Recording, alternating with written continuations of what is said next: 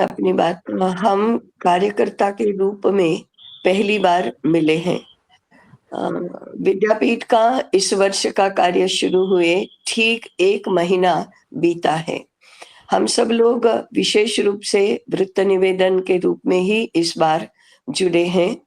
एक दूसरे का वृत्त सुनकर हमें भी कुछ काम करने की प्रेरणा मिलती है और सबका परिचय होता है। ये इस बैठक का मुख्य आशय ऐसे रहता है।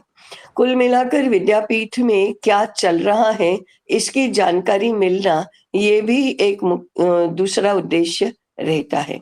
आज की बैठक के संदर्भ में 2-3 छोटी-छोटी बातें मुझे कहनी है। ये हमारा ये हमारी व्यवस्था व्यवस्थात्मक ऐसी बैठक रहती है।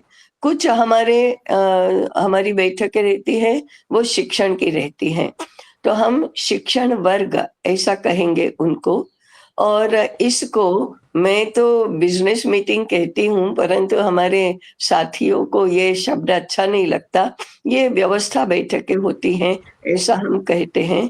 तो व्यवस्था बैठकों का प्रारंभ हमेशा संगठन मंत्र से होगा और शिक्षण वर्ग का प्रारंभ शांति पाठ से होगा। ऐसी हमारी इसके पूर्व चर्चा हुई है, तो हम इसको ध्यान में रखेंगे। अ, मुख्य रूप से इस बैठक में अपना परिचय और वृत्त, ये 2 बातें हुई। परिचय देते समय कौन-कौन से बिंदु थे ये भी बताया। तो हम पूर्ण रूप से जितने भी छोटे-बड़े दायित्व हैं, उन दायित्वों का हम उल्लेख करेंगे। आज ऐसा हुआ कि कुछ लोगों ने अपने सभी प्रकार के दायित्वों की बात नहीं की थी। अगली बैठक में हम इसका ध्यान रखेंगे। हाँ, सभी बैठकों में इस प्रकार से परिचय होना आवश्यक भी नहीं रहेगा। पहली बैठक थी, इसलिए वह हुआ है। परिचय के संदर्भ में ही एक दूसरी छोटी बात है। अभी आजकल केवल अपना नाम बोलने की परिचय में ऐसी ऐसी प्रथा शुरू हुई है। वास्तव में ये तो हमारी रीत नहीं है। महाराष्ट्र में और गुजरात में तो अपने नाम के बाद में पिताजी का नाम जोड़कर फिर कुल नाम बोलना ऐसी प्रथा है। अर्थात दक्षिण के प्रांतों में अन्य प्रकार से नाम बोले जाते हैं, परंतु वहाँ भी कुल नाम और अपने स्थान का नाम जुड़ा रहता है। तो हर हर प्रांत में परिचय देने की अलग-अलग पद्धति है, परंतु पूर्ण नाम बोलना और कुल नाम तो अवश्य बोलना, ये हमारे पूरे भारत में ऐसी प्रथा रही है। आजकल हम ये नहीं बोलते हैं। इसके कारण क्या है, इसके विश्लेषण में अभी मैं नहीं जाती। हम सब लोग इस पर विचार करेंगे पहले तो, कि ऐसी प्रथा क्यों शुरू हुई है और शुरू रहनी चाहिए क्या? और नहीं रहनी चाहिए तो उसमें बदल होना चाहिए क्या? तो अगली बैठक से हम अपने परिचय की पद्धति भी बदलेंगे। किसी का उल्लेख करते समय भी यदि बिज़नेस मीटिंग है, तो हम पूरा नाम ही बोलेंगे। हाँ, पूरा नाम माने फिर पिताजी का भी बोलना, ये बोलना, ऐसा सब कुछ नहीं, परंतु सामान्य रूप से इंदुमती काटदरे, विपुल रावल, ऐसे इस प्रकार से हम बोलते हैं तो पूरा बोलना। केवल विपुल जी बोलेंगे या आरती जी बोलेंगी, ऐसा नहीं बोलेंगे। एक मुद्दा था। दूसरा, वृत्त के संबंध में मुझे लगता है बैठक का पत्र आने के बाद हमने पूरा पढ़ा नहीं है। अगर पढ़ा है तो हमें याद नहीं है। वृत्त में कौन-कौन से बिंदु थे, वो उसका उसमें उल्लेख किया गया है।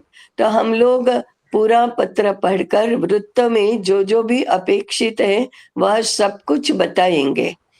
दूसरा, वृत्त लिखित रूप में बताना बहुत आवश्यक है। भाषा शुद्धि और भाषा प्रभुत्व दोनों ही ध्यान रखने लायक बातें हैं। इसलिए अभ्यास के लिए हम पूरा लिखित वृत्त तैयार करेंगे।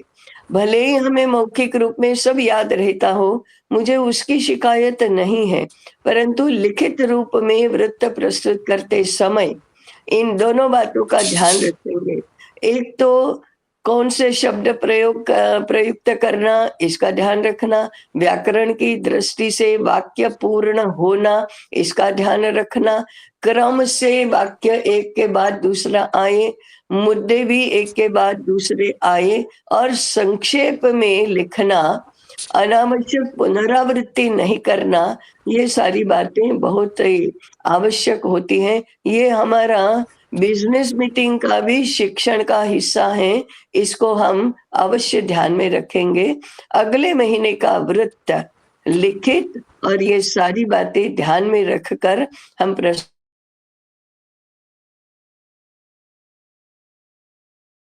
कुछ बातें हमने 2 बार बताई, ऐसा न हो, ये भी ध्यान में रखेंगे। और लिखित वृत्त ज्ञानम में अवश्य भेज देंगे, ऐसा अनुरोध है। बस इतना ही मुझे कहना है। उपस्थिति के बारे में जो जो भी दायित्ववान कार्यकर्ता है, वो ज़रा ध्यान में रखेंगे। हाँ, एक बात रचना में हमारी केंद्र संचालक, केंद्र के पालक के रूप में कार्य समिति के सदस्य और उनके साथ एक सह संयोजक, ऐसी तालिका सबको मिली होगी, इसका भी हम उपयोग भी करेंगे, ध्यान में भी रखेंगे। अभी इतना ही, पुनः अगली पूर्णिमा को मिलेंगे।